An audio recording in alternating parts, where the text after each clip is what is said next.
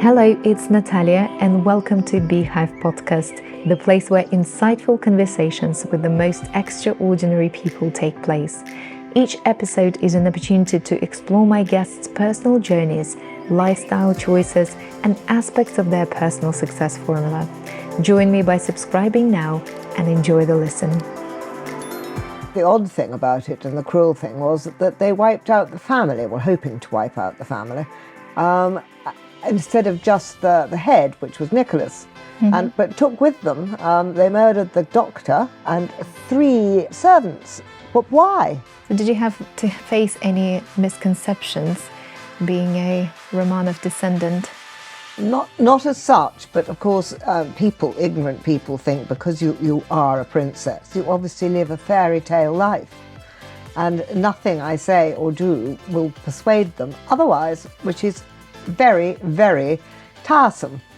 But there was the expectation that I would make a brilliant marriage, as they say. And she really did think that I would marry the then Prince Charles, or I could have. What is your view on the modern British monarchy and its role in society? I'm definitely not going to say what I think about. I think the King and the Queen, whom I once years ago I stayed in a house party with the Queen, and I was bowled over. I was 19, she was 21, 22. She had legs that went up to her armpit. She was tanned, she was blonde, she was wearing a miniskirt, she chain smoked, she swore like a trooper, and she was hilarious. My kind of woman. This episode of Beehive podcast is sponsored by Movement in Media, a dynamic London-based company founded by the award-winning filmmaker and photographer Anton Califano. With an extensive background in independent filmmaking and broadcast expertise from top networks like BBC, ITV, Channel 4 and Sky Arts, Movement in Media specializes in crafting bespoke photography, films, long-form documentaries, podcasts and video content tailored for brands, creatives, businesses and non-profits. Elevate your visual storytelling with Movement in Media. Hello and welcome to Beehive podcast. Today I have the honor of welcoming a truly remarkable guest, Princess Olga Romanoff, a distinguished descendant of the renowned Romanov dynasty, known for her unwavering commitment to sharing and preserving the rich history of her family. Growing up in England, Olga has gracefully bridged the gap between the past and the present, actively engaging in historical pursuits whilst contributing to cultural understanding. Princess Olga, welcome to the show, and thank you for having us in your beautiful family home. Thank you, Nataliya. Very nice to meet you. Princess Olga, you being the great niece of Tsar Nicholas II, your family, including your grandparents, Grand Duchess Ksenia and her husband, Sandro, known as, but Alexander Mikhailovich, who was also Romanov, both of them were Romanovs, they managed to escape the Russian Revolution of 1917. And they luckily did that with all of their children, including your father, who was about 20 years of age. Please share, what were the recollections of those days?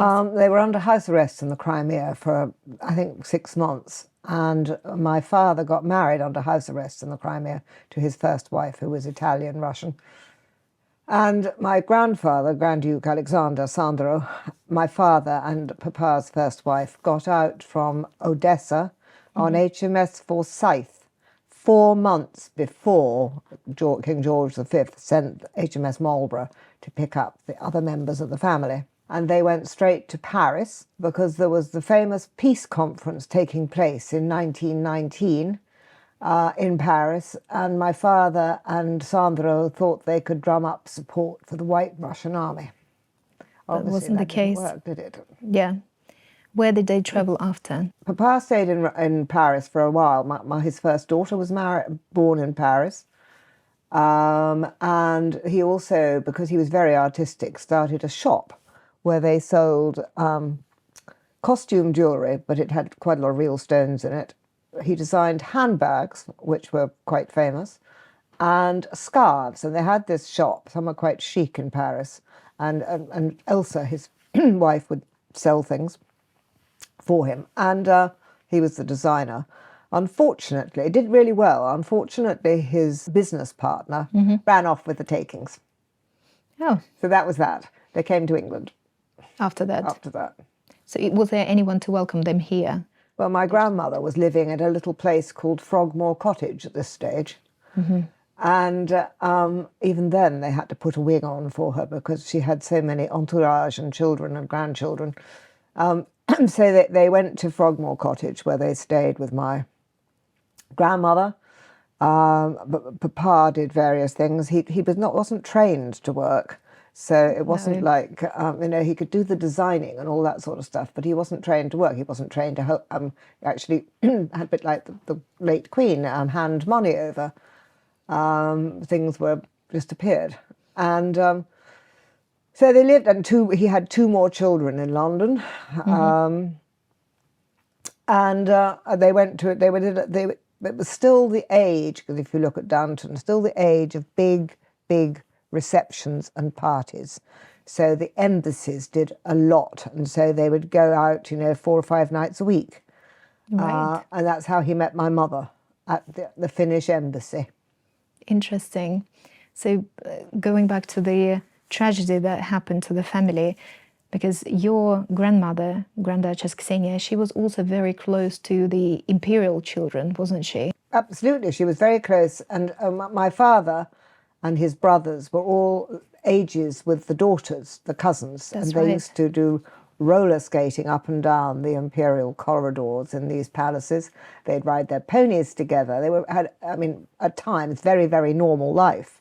They would do normal things that children do, cycle races up and down the corridors. And they were great friends. How did they cope with the loss? I don't know. My father never said. Never He said. literally never, apart from the general thing about Bolsheviks murdered them, he never actually went into detail. It's probably one of the hardest things, isn't it, to But he also get lost, over. it wasn't just them, because my grandfather, Sandro, lost 2 brothers. That's right. I mean, there were quite a few That's close quite a few, family yeah. members that were murdered. Yeah.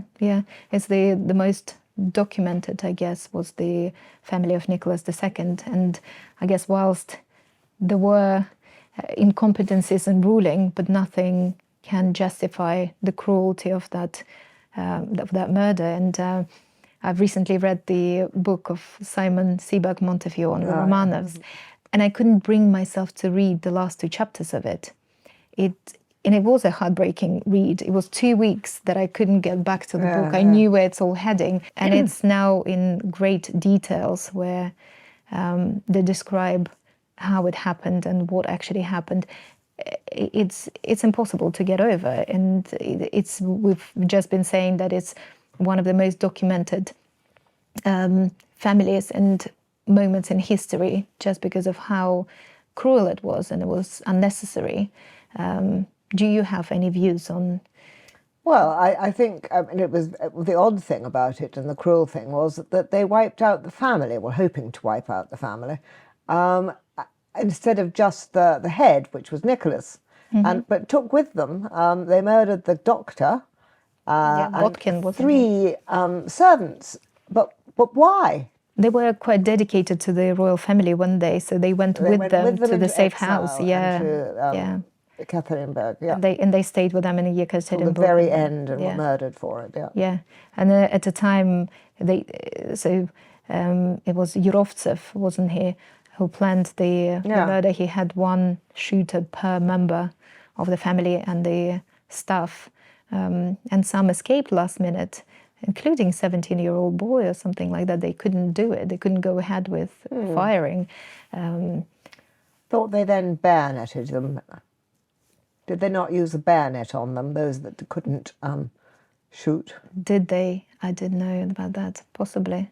Yeah. It's a thing in history that's never happened before, and God willing, will never happen again. You mentioned that family would have been perfectly fine living somewhere in the countryside, raising the family. Absolutely, they were devoted to each other. The letters between them, to and fro. I mean, it's like a love story, and completely wrapped up in each other. and their children. One of the interesting facts, which was very much frowned upon, that Alexandra Fedorovna used to breastfeed all her children because she believed it was the best for her children, and it was massively frowned upon amongst the aristocracy. Did not. Did not. You had a wet nurse. In Russia, you had a wet nurse. The wet nurse, yeah. So, but she just did what was the right for her family, for her kids, and That was interesting. obviously Victoria's influence, because I think she breastfed some of her children, Granny Victoria. Did she? Okay, yeah. And she was really close to Alexandra Fedorovna. She was. Who was her granddaughter. Yeah. And she was very worried sending her off to Russia, marrying her She off. wasn't keen on the Russians. She wasn't. No. But they did fall in love by that time. They did, yeah. And also your aunt, Princess Irina. Aunt Titi. How do you call her? Titi. Aunt Titi. Aunt Titi. Titi, yeah. She was married to Felix Yusupov. Indeed, who was infamously involved in the murder of Grigory Rasputin. How do you recall him commenting anything I was on never that? allowed to meet Felix. How come? My father, who liked Rasputin, I mean, not as a friend, but harmless, and it's coming out of the archives, he was harmless. All that intrigue and the rest of it was very much a media thing. And even back in the days, the back in the media. day, well, I mean, it was whatever you like to call it, but it was, yeah. And Felix and his lover, Grand Duke Dmitri. That's right, because he was very much bisexual. He batted every side, every which way. And but my aunt, poor love, who was 18 when she married Felix, I didn't know what homosexual was. However, the marriage lasted and they were happy and they had one daughter. So anyhow, I digress. So his lover, Grand Duke Dmitri, and he hatched the plot to murder Rasputin, and they recreate the apartment in the Yusupov Palace in the basement, with luring Rasputin with the lure of women, wine, and food. He promised his wife, I believe, to Rasputin. Really?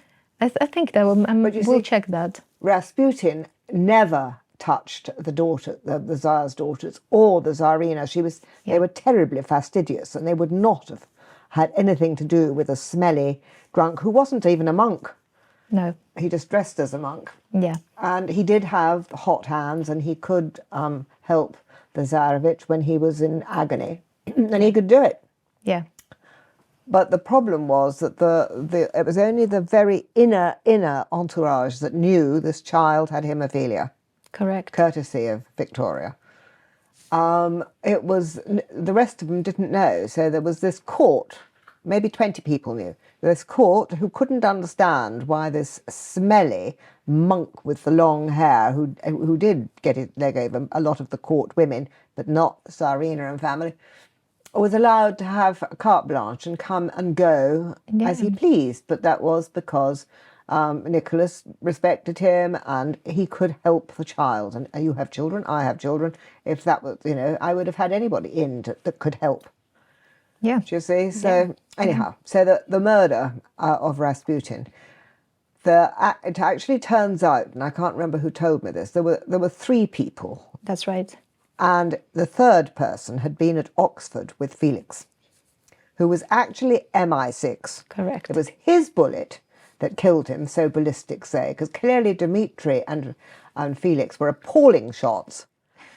The intention was there, but yes. They couldn't hit a barn door at 5 paces. And so it was the third person that shot him. So when the doctor never put the poison in the cakes, that's why ate the cake, drank the wine, and he was still walking around. They were expecting him to collapse after that. Yes, yeah. And so it was the MI6 guy that put the bullet in him. There was blank in their forehead. Yeah. And apparently it was partly because the Rasputin was brokering a deal between the Germans and the Russians, which would have cut the Brits out. Okay. I mean, he wasn't stupid, Rasputin. He might have been dirty and a peasant, but I mean, he wasn't stupid. And this would have cut the Brits out. And of course, it was at the end of the beginning of the First World War. Beginning of the First World War, yeah. And the British were terrified. So there were a lot of people he had after a him go. too. Exactly, because he was far too influential on the royal family, and anything that Alexander would say, Nicholas would do, and Alexandra wouldn't pass by without consultation from Rasputin. So that was a fascinating Because she was relationship. fey, of course. She had these beliefs that things were meant to be, and it was all sort of mysticism and She did believe in the a wee bit mysticism. of bullshit. Yes. She did believe that. But I guess because, like you said, she was healing her son, Yeah. she started believing in that miracle Overlooked. altogether. Exactly. And yes, you did And it say... was a sort of miracle that he could do Yeah. it, and there are people that still can do this sort of thing. Yeah, exactly. And you did say that courtesy of Queen Victoria, because that illness could only be passed by through Women, female line. yeah. Yeah, and that came from Queen Victoria line. She gave it to more than, I mean, she gave it to the Romanovs, but there was a couple of other of her grandchildren she passed on to. Oh, really? Yeah. Okay, yeah. So, and it's only can hit male heir. Yeah, through Interesting. females. When I was pregnant with my first son, who's now 47, I remember the gynecologist obstetrician said, "Now, dear, we're going to give you a test. I'm sure you not the bloodline, but we're going to test you anyway." They also did the same to Princess Anne, and of course we were clear. You were clear. Well, yeah, because I don't have the Victoria's blood in me, do I? Princess Anne did though. I see. We were both tested. We're all fine. How interesting. Okay, so why were you not allowed to speak to Felix Yusupov? My father was so angry about the fact that he hatched the plot to murder Rasputin. My father, I mean, he wasn't a buddy of Rasputin's, but he liked the man and he respected him and he realised what he was doing. Okay. Also, there was something that Rasputin had said. He wrote a letter to say that if one of your family kills me, it will be the end of the Romanovs. That's right. Yes. So yes. Papa, although he wasn't mystic himself, he was a bit fey. Yeah, he wouldn't have done anything that would have caused Harm. unrest and harm. Yeah. Perhaps he could see a bit of a future. Who knows? Maybe. Which one of the Romanov rulers is your favorite, or maybe also which aspects of the dynasty that you relate to the most? Well, I'd like to have met my great-grandfather, Alexander III. I think he was a fascinating man. And my father, although my father didn't know him because he died before Papa was born, he had a reputation for entertaining the children at Christmas and things, because he could bend his strength, he could bend pokers, and he could tear up packs of cards and things. And he was very tall, and apparently he was absolutely a really nice man, and he was also a good ruler, I think, and seemed to know what he was doing. He was physically quite a specimen of a human being, wasn't he? Whilst being strong and tall. No one expected him to catch the illness that killed him eventually. I'm not sure that he caught an illness. The thing I was always told was that when they bombed the train, and I can't remember which group bombed the train that they were on. Crimea, isn't it? Or from Crimea, is it the one? I'm not sure. People were killed, quite a lot of them. Yeah. But not the carriage that had the royal family on it. Yeah. But it was very squashed. Now, with Alexander's strength, he managed to lift the roof of the squashed carriage, and his family crawled out. And I'm told it was the incredible strength he had to put in to do the roof that caused this illness that killed him. How interesting. Okay. It weakened the kidneys. It weakened the kidneys, okay. Because that was not expected at all. It was so before his time. Yeah, he was only 50, I don't know, 52 or something. He was a young, well, nowadays you'd say youngish man. Yeah. And then Nicholas II, who became Nicholas II, he at the time just wasn't prepared. Well, they hadn't taught him anything, because No. Alexander thought he'd going to live for many more years. So then he would have schooled Nicholas. Because Alexander III was actually groomed, shall I say, into becoming a royal from very, very young age. I'm surprised he's not done the same with Nicholas. Alexander III shouldn't have been Tsar. It was his brother, Nicholas, that was meant to be Tsar, who was engaged, first of all, to to Dagmar. True, that's and he right. died young of TB, and she and the brother Alexander were both on at the deathbed, where he said, "You two must marry," and this was kind of a bolt from the blue. But however, they did fall in love eventually, and they were married, and everything was good. Was good, yeah. So but Alexander III wasn't supposed to be Tsar. Yes, that's right. Yes, because then his last days. Nicholas I was, I think, in Crimea or exiled somewhere. Nicholas I, though. Well, no, it was his brother who was. God knows what title he would, what he would have taken. Right. Because Nikolai was his name. He was called Nicholas. Yes, he was called Nicholas. Okay, yes, but without the title, because at the time his father was alive. You're right. Yes, and he was sent somewhere to the sea. Yeah, because they of thought TB. this was good for the TB. For the TB. But he died, and as did my grandmother's brother, George, because Dagmar and Alexander had quite a few children, but Georgi, who was young, got TB, and he must have been 19 or something. They sent him to somewhere hot, but he died anyway. Okay, right. And any aspects of Romanov dynasty that you relate to the most? Oh, I don't know, because I don't know enough about. My father didn't tell me enough about it. I think, if anything, some of the naughty ways of but from the men, I was, in my wild youth, would be more thing, and horses, of course. Horses I've always loved. That's right. And they all could ride. So, did you have to face any misconceptions, being a Romanov descendant? Not as such, but of course, ignorant people think because you are a princess, you obviously live a fairy tale life. And nothing I say or do will persuade them otherwise, which is very, very tiresome.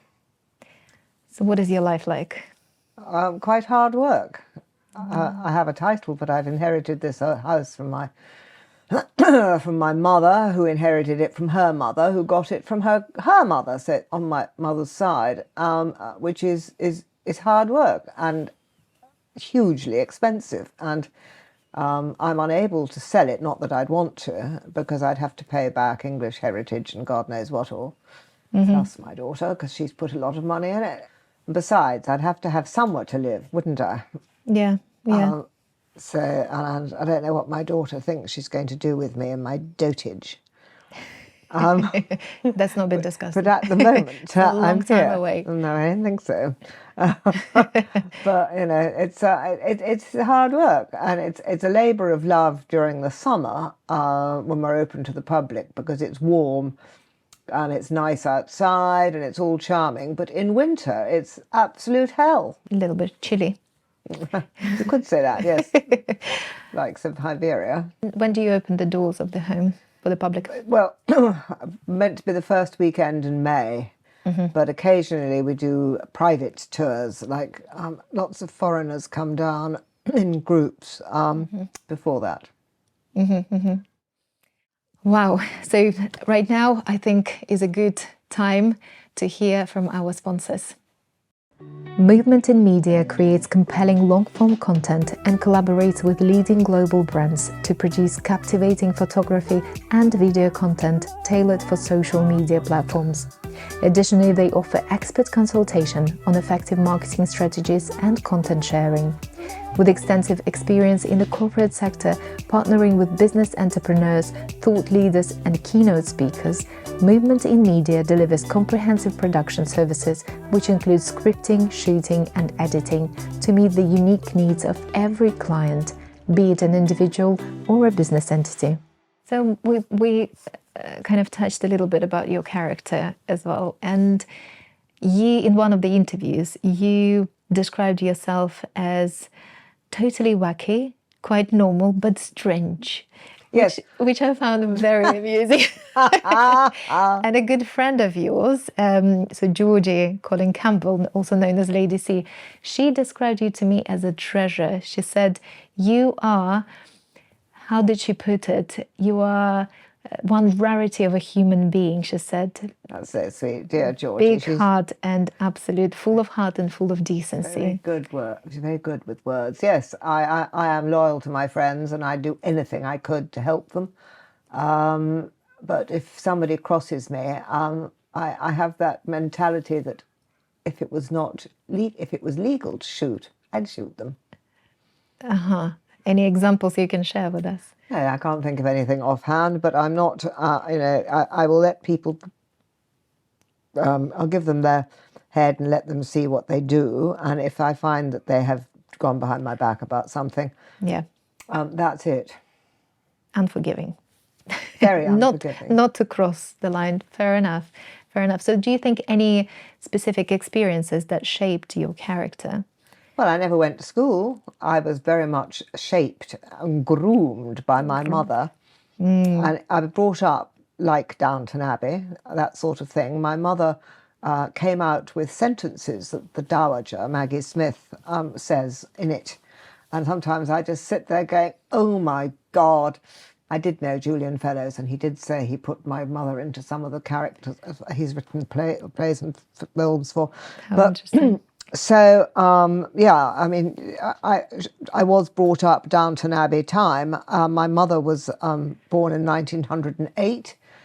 So there was the expectation that I would make a brilliant marriage, as they say. And she really did think that I would marry the then Prince Charles, or I could have. And I was written up along with other foreign princesses in Harper's and Queen, might have just been Queen then, about I could be a suitable bride for Prince Charles. But you didn't know about it. He didn't at the know time. About it, no. I mean, he knew about me, but he never didn't know. I'm quite sure that he did know about it, actually. He must have laughed like anything. But, I mean, I wasn't the only one. There was the Luxembourg one and another one. But Mother really thought it would work. You know, this could have happened. But the poor guy had a very narrow escape because I would have been worse than anything he could possibly have imagined. Why? That sort of life wouldn't have suited me. Wouldn't have suited you. No. No. You like the horses, the countryside. Well, so did he at the time, poor thing. Yeah. He was a very good polo player, and Camilla was brilliant. But no, he didn't. He listened to the wrong advisors and never married Camilla when he could have.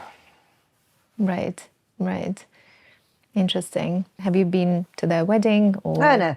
I don't have anything to do with them. I mean, if I meet at a party, that's fine, but I haven't seen any of them for donkey's years. I used to, I saw the late Queen when I was in 1967 at a big reception on Deeside when she was up in Scotland. And I was presented to her.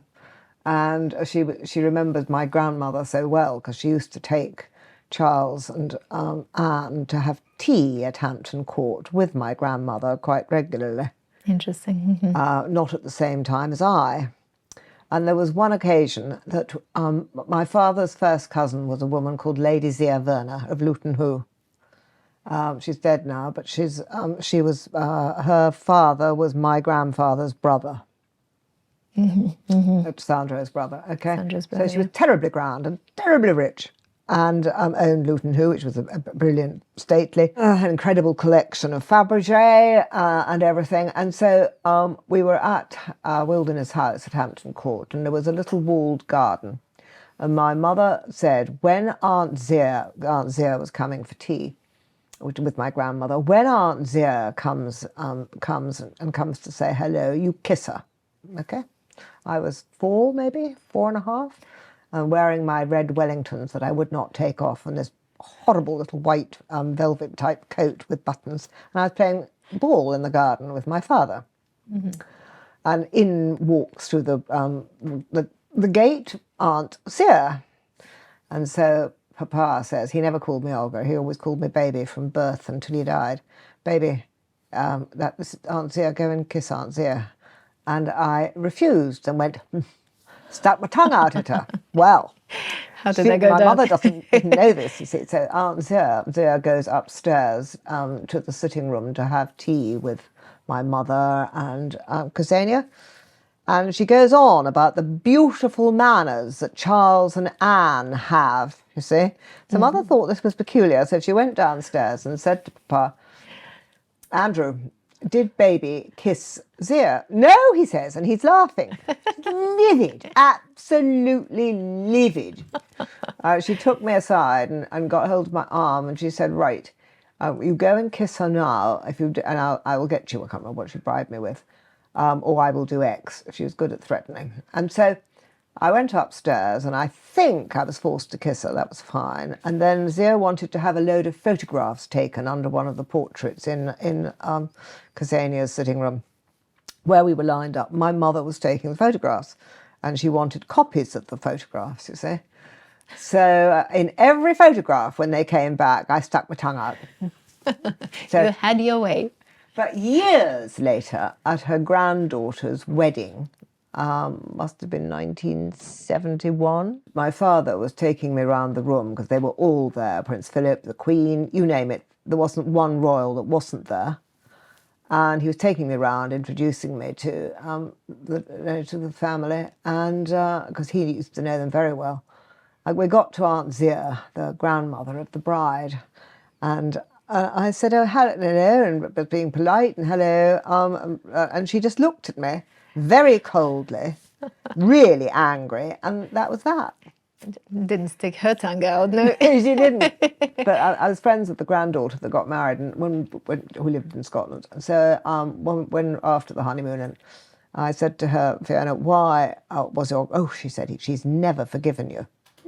Oh. And this was 20 years later, well, 18 years later. How interesting. Unbelievable. Stupid as that. I think the lesson to learn that you have to move on from these little things, particularly with kids. So what made you so different? What made you be so flamboyant and go against the grid? And I don't know. You always want, and actually the name of your book that you wrote a few years ago. So ghastly. Why? Oh, because everything about it was wrong. If I ever decided to do it again, it would be totally different direction. It was wrong. Nothing was correct. I never proofread it. When you get to the chapters on my children, even the information about my children is totally incorrect about their lives and what they've done. It was bad. Okay, but the name of it? Wild and Barefoot. Yeah. So that's part of think your... of something, didn't I? Yeah, I was brought up here with governesses and tutors, and I used to have ponies and donkeys and things, and we would have some friends of mine and myself would have a little sort of circus where we'd jump on these animals bareback, and we'd stand on their backs and do things like a circus. Wow. When I was very small, my mother used to breed fighting cock back in the day between the wars, and they then bred with barnyard cocks. Okay. An ordinary cockerel. Yeah. Okay, so they were rather special, and they were very tall and very beautiful, but they had spurs like that. I used to train them. I was 5 maybe, and I would sit them round a child's picnic table and chairs, and they would eat corn out of a child's cup and things, and they were lovely. They were my friends. They were your friends. I was eccentric because there weren't that many friends. You were very eccentric. That's right. I was, yes. Yeah, and you stayed eccentric a little bit. I have. I mean, I live alone, and I love my animals. I have my good friends, but I actually quite like living the way I do. If only the house was warmer and smaller. Yeah. It's a lot of work. Like rightly you said, it's a lot of hard work to maintain the house. And you live here by yourself. I do. Do you have any help? No, but we have a wing at the back, which is run, my daughter runs it. It's Airbnb, which doesn't have the Provender name. It just, when you look up Airbnbs for East Kent, you'll find it's called the West Wing. Because of that, we have a cleaner that comes in. Otherwise, my daughter was coming down from London to clean it for the changeover, you see. Right. And she's a wonderful person. And so occasionally, when the rest of the house looks absolutely ghastly, I'll say, can you come and do the rest of it? So I do sort of have a cleaner, but it's not on a regular basis. Right. I also have a wonderful Italian gardener, but he only comes in once a week or once a fortnight. I see. Well, yeah, still a lot to manage, isn't it, for just yourself? And you speak very highly of your children. They're very fun. I mean, they're great. They're very funny. They've all done very well. Yeah, yeah. How did you raise them? How did that go? I raised my children the total opposite to me. They had freedom. They were allowed to make their own mistakes. I mean, I warned them about drugs, alcohol. They were allowed to drink at home if they wanted, rather than going out and getting pissed. And this is mainly in Scotland. They were allowed to do a lot of things that I was never allowed to do. And they had we lived in a village in Scotland, so they had the freedom of roaming around. Two of my children skydived. Wow. One flew jets, Air Force. Yeah. You know, they were allowed to do things I don't know that I'd have wanted to do them necessarily, but I might have. You might have. But I was very, very protected. I wasn't even allowed to learn to jump on a horse, which I did anyway. I used to have riding lessons on the front lawn over there. 5, 6, 7, and this instructress would come over. And in those days, saddles were really uncomfortable. Before knee rolls and all the rest of it, they were just pretty hideous. And it was also the way you sat and how you rose to the trot was different from it is now. But anyhow, the woman would put a 10-shilling note between my knee and the saddle. So I'd be trotting round and then going from trot to canter. Mother must have had her eye on it because she'd come rushing out, too fast, too fast. Well, you were a late child for her. I was their only child. Only child as well. Yeah, you were a treasure. I was to preserve and her one and only, which she kept telling everybody and me. Yeah, you are one and only. Fact. Not my father's one and only, however. Not your father's. No. He had he had the other 3 children were much older. Well, the youngest was 29 when I was born, and there was 31 and 32. And I know that he never spoke to you in Russian. He didn't. He used to speak to me in Russian when when the nanny wasn't there, and he would bath me and put me to bed, which he wasn't able to do with his own other children. So he loved doing all that. Yeah. And he was also a brilliant cook. So he would cook, and I used to eat in the nursery, but he'd bring up delicious things to have for supper. And he would speak Russian to me when he tucked me up in bed. And you had a beautiful relationship with him. I did. He was good fun. When I was very small, and he used to come out riding with me on ponies and donkeys, and his legs would drag on the ground. Oh. You know, he could, and he was great. He had a great sense of humour. He had a very dry wit. Some people didn't understand it, and he also always sounded foreign. He spoke 5 languages, I know that the Romanov men spoke many languages silently. Yes. But he was very funny, and Yeah. stone deaf, so that didn't help. I mean, he had all these big hearing aids. Nowadays, he'd probably be all right, but he hated parties for the fact that the hearing aids picked up the noise. Yeah. But no, he was good and funny and Good kind. and funny. So in your home here, obviously this is the home of your maternal side, Yes. the McDougalls. Do you have any? I mean, there's so many beautiful paintings and portraits and photographs and artifacts, but are there any documents or artifacts that are unique to you? Anything else of value for the Romanov family as well? Well, unfortunately, when we were doing the restoration of the house, which basically some of it needs redoing, it was called, English Heritage did something called matching finance. So whenever they gave me 100,000, I would have to go and sell something of that value or more. So a lot of the stuff that we had, or my father had given me, has been sold and gone back to Russia. I had a friend, perhaps that's too loose a word, but somebody I knew who liked me called Slava Rostropovich. And he Talented collected initially. Romanov things. And so he bought various things, which he said when he died, because he had this big house just around the corner from the Winter Palace. And it was on 4 floors. So one floor had all his wife's gowns from her operas. Then there was the one that had all the Romanov stuff in it. Everything came from the Romanovs. Then there was the Chinese one, and then above was where actually they lived, which I never saw. So when we were having dinner there one night with all the other Romanovs that happened to be there, we were looking. He was taking us round, and I said, "Gosh, it was a wonderful portrait of Peter the Great." And he said, yes, the copies, hands in the Hermitage. And then we went into another room, and there was Alexander III. I said, "Gosh, that's good." And he said, yes, the copy hangs in the Hermitage. The coffee hangs in the Hermitage. Brilliant. And Wow. he always said that when he died, he would turn the stuff over so that the people could see it all. But I don't know. And I presume his wife has died as well now. Interesting. You keep mentioning the dreadful taste in men. Well, I mean, I can't really sort of say, I mean, I'm not going to say who the dreadful taste in men are, because I get sued. But I mean, I haven't, obviously, I'm that old that there hasn't been a man for a number of years. I'm still looking, mind, if the right person came up, but I'm past the stage of washing dirty socks and underpants. I want someone to say, "Darling, we're going to Paris this weekend," and not someone that's going to dump his dirty washing. Well, we put the message out there. So. Yeah, I'm quite fussy, mind. In my old age, I'm much fussier than I was. I don't, I wouldn't say.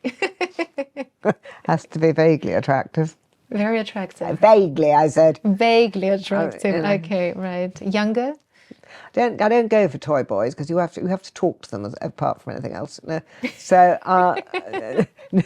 not younger than 8 years the most. Right. Amazing. Preferably someone who likes horses. Preferably someone that has some enormous ranch in America.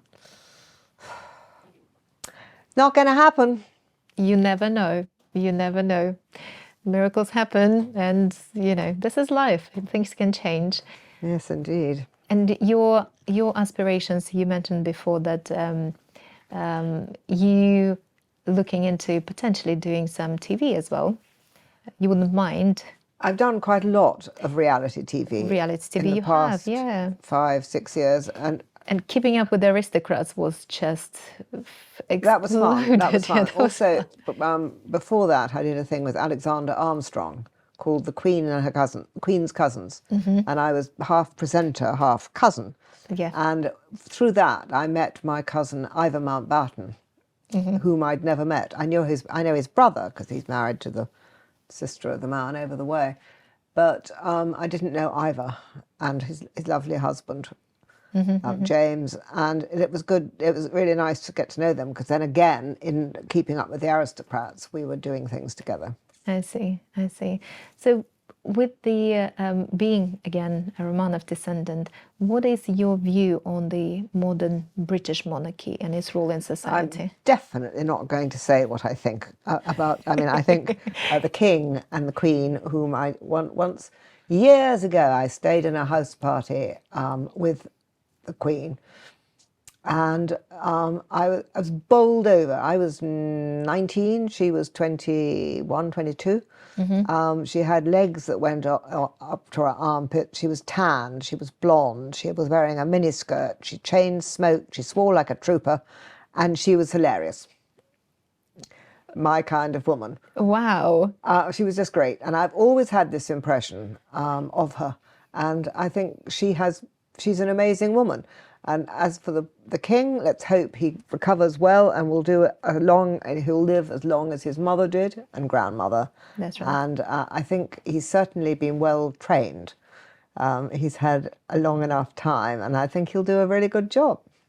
Fair enough. Is that what you wanted to share? Is that what you actually think? I think they're fantastic. I don't know about the younger generation, but I'm sure they will be.